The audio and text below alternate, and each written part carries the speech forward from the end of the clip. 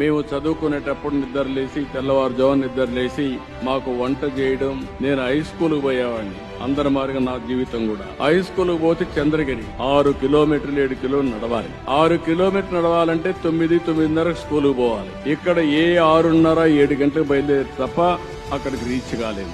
6:30కు నేను బయలుదేరాలంటే మధ్యాహ్న భోజనం మళ్ళా మాకు అప్పట్లో వండి మాకు క్యారీర్ ఇవ్వాలి. అంటే అప్పుడు పొట్లాలు కూడా కట్టేవాడు. క్యారీర్ తీసుకుపోవాలని మళ్ళా తీసుకురావాలి కాబట్టి ఈ మారిగా పొట్లాలు ఇప్పుడు చేస్తున్న ప్యాకెట్ చేసి ఇచ్చేసేవాడు. 5 గంటలకు నిద్రలేసి 4 గంటలకు నిద్రలేసి వంట చేసి మాకు స్నానాలు చేపించి స్కూలుకు పంపించేది. అక్కడి నుంచి ఓసారి ఆలోచించేవాడిని, ఆ వంట చేసినప్పుడు ఆ వంట గదికి పోయి చూస్తే బయట వస్తే కళ్ళంతా నీళ్లు కనపడేటివి. అంటే ఆ పొగంతా వచ్చేది, కడుపులేకి పొగబోయేది. అది చూసిన తర్వాత నాకు అనిపించింది, ముఖ్యమంత్రి అయిన తర్వాత నా తల్లి పడిన కష్టాలు ఏ ఆడబిడ్డ పడకూడదనే ఉద్దేశంతోనే దీపం ద్వారా వంట గ్యాస్ సిలిండర్లు మీకు ఇచ్చాను. ఇప్పుడు మళ్లీ కొంతమంది రేట్లు పెరిగాయని మళ్ళా కట్టెల పొయ్యి పెట్టుకుంటా ఉంటే ఇది కరెక్ట్ కాదని దీపం 2 కింద మళ్లీ 3 సిలిండర్లు ఉచితంగా ఇచ్చే కార్యక్రమానికి శ్రీకారం చుట్టాను.